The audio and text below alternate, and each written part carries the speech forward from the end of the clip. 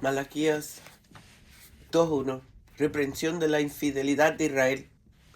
Ahora pues, los sacerdotes, para vosotros es este mandamiento: si no oyereis y si no decidís de corazón dar gloria a mi nombre, ha dicho Jehová de los ejércitos, enviaré maldición sobre vosotros y maldeciré vuestras bendiciones, y aún las he maldecido, porque no os habéis decidido de corazón.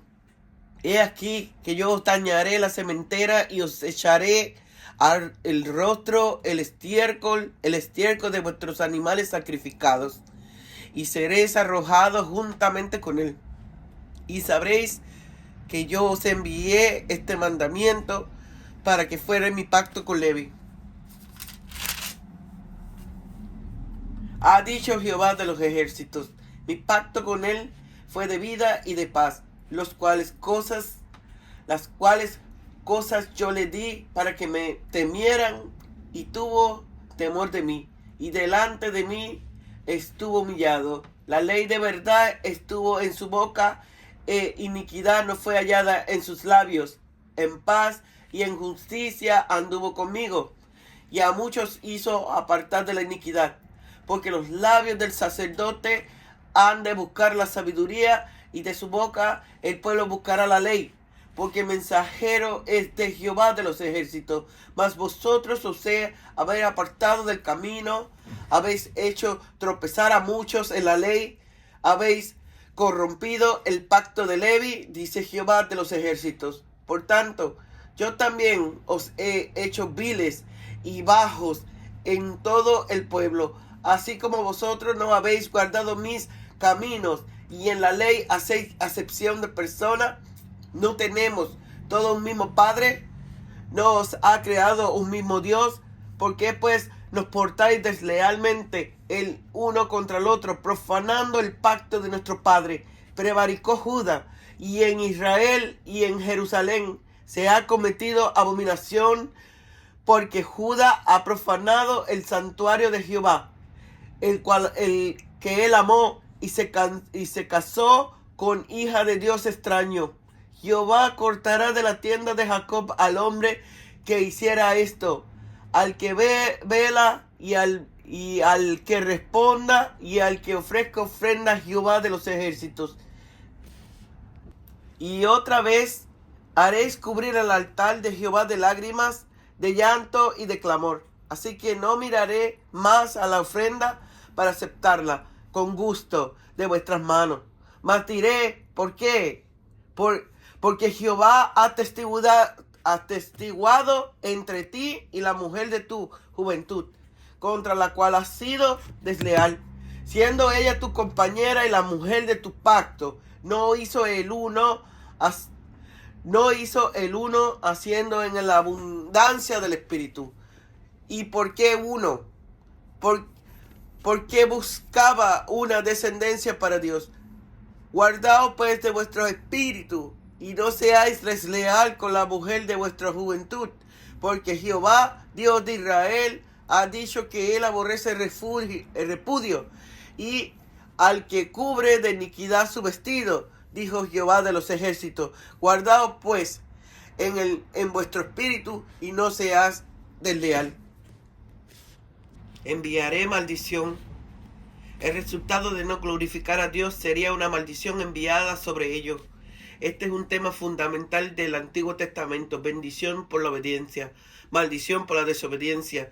Vuestras bendiciones no están limitadas a las bendiciones materiales, sino que se refiere a todos los beneficios de la gracia de Dios, en que incluye las bendiciones pronunciadas por los sacerdotes sobre el pueblo. Estiércol. Dios a los sacerdotes es un lenguaje que Dios usa a los sacerdotes infieles, quienes para él eran dignos de la humillación más insólita. Los desechos de los animales sacrificados eran llevados fuera del campamento para ser quemados, y así también los sacerdotes serían desechados y sufrirían humillación, además de las pérdidas de su cargo. El propósito del Señor con esta advertencia era sacudirlos para que abandonaran sus complacencias.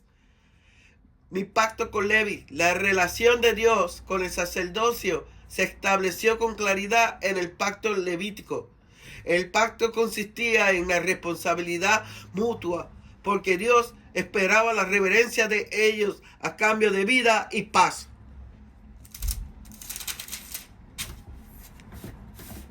Los sacerdotes, con términos similares a los pactos establecidos con fines para determinar el linaje del sumo sacerdote. Este pacto fue hecho con Aarón, el linaje de Levi y sus descendientes. Los sacerdotes judíos del tiempo de Malaquías se habían engañado a sí mismos al reclamar los privilegios del pacto, mientras desobedecían sus condiciones, como si Dios estuviera en la obligación de bendecirlos si ellos rechazaran la obligación de servirle.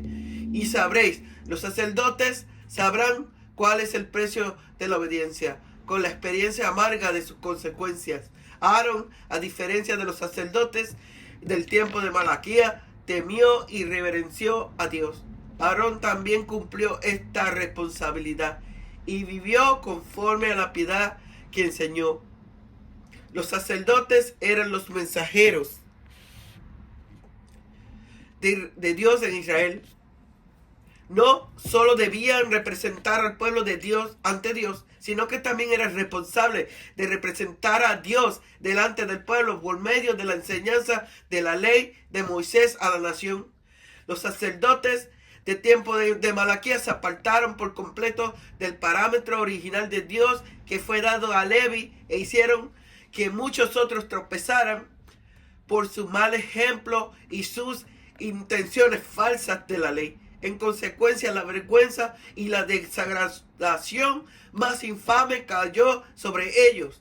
Los líderes espirituales de Israel cometieron pecado ignominioso y dirigieron al pueblo a hacer lo mismo. También quebrantaron los requisitos de la ley de Dios al profanar la institución del sacerdocio levítico, porque decidieron casarse con mujeres extranjeras y divorciarse de la esposa de su juventud.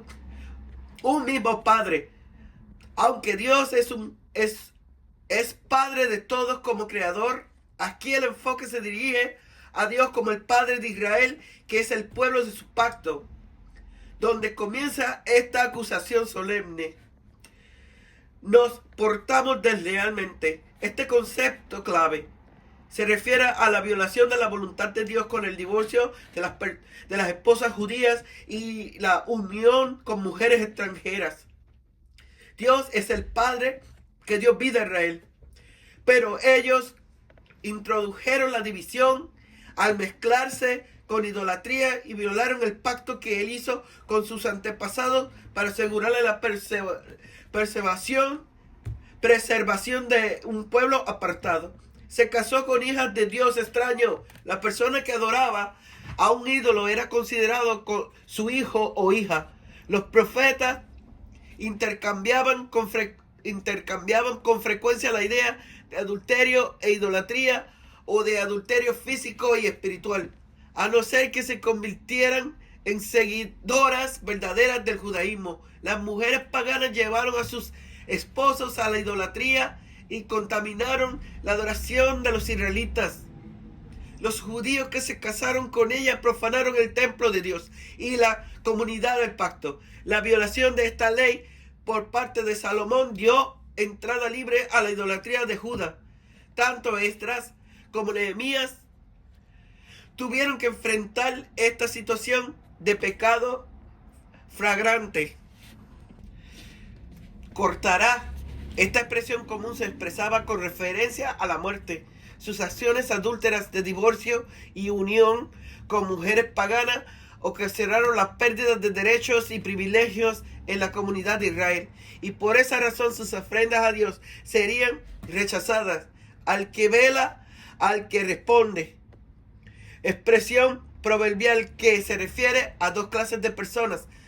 El vigía activo que vela y está despierto a la realidad, y el que oye pasivo, que espera antes de responder. Al parecer, esta frase se originó en pueblos nómadas que tenían guardias alrededor de sus tiendas para velar y alertar a los demás en caso de peligro.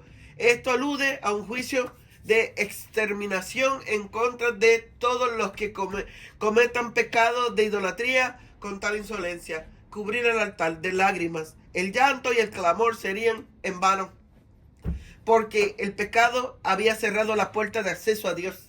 Ellos habían violado sus votos matrimoniales y la separación total de los ídolos que Dios requería. Esta deslealtad doble hacía que sus ofrendas no fueran más que una burla hipócrita, pues que los únicos que tenían acceso a los altares eran los sacerdotes.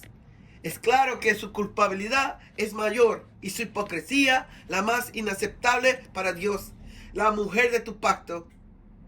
El profeta acentuó el carácter inicuo de la infidelidad al mencionar los aspectos legales y obligatorios del contrato matrimonial, un pacto hecho antes de Dios como testigo. La esposa se casaba muy joven en algunos casos, antes de los 15 años de edad. Malaquías llamó la atención sobre la institución original del matrimonio por parte de Dios, en la cual convirtió a dos en uno. Esta manera le recordó que Dios solo provee una mujer para un hombre, aunque él tenía el poder del Espíritu para dar vida y pudo haber dado a Adán varias esposas. Él creó una sola para él, con el propósito de levantar una descendencia para Dios. La poligamia, el divorcio y el matrimonio con mujeres idólatras eran situaciones destructivas para el establecimiento de un remanente piadoso en el linaje del Mesías prometido. Solo el padre y la madre se mantenían fieles a sus votos matrimoniales. ¿Podrán los hijos recibir la seguridad que suministra la base de una vida conforme a la voluntad de Dios? Debido a que esta institución de vida fundamental del matrimonio se ve amenazada, Malaquías urgió a los esposos a que no actuaran con deslealtad hacia sus esposas acerca de la poligamia. Él aborrece el repudio. El Señor hizo hincapié en lo que acabo de decir con estas declaraciones energéticas. Lo cierto del caso es que Dios considera el divorcio injustificado como un pacto pecaminoso de mucha gravedad, tras el cual queda tanta evidencia de su maldad como la sangre de las víctimas en el cuerpo del homicida. Para una discusión sobre el divorcio, el cual Dios ordena a los judíos para que se separen de sus esposos y esposas idólatras. Los retos de interpretación de la introducción del libro de Esdras. Aunque Dios aborrece el divorcio, hay ciertos casos en que es el menor de los males y podría prevenir una catástrofe espiritual todavía mayor en el futuro.